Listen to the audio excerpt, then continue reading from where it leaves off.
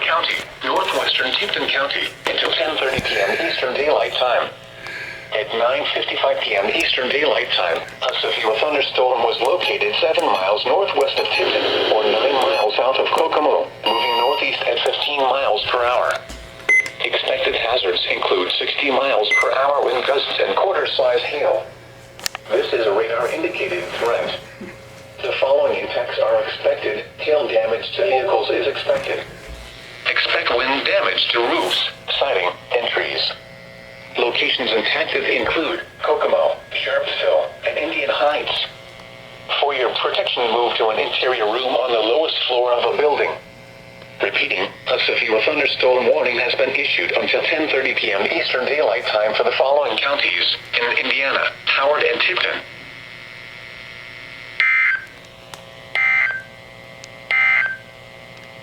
This is NOAA All Hazards Radio KEC 74 in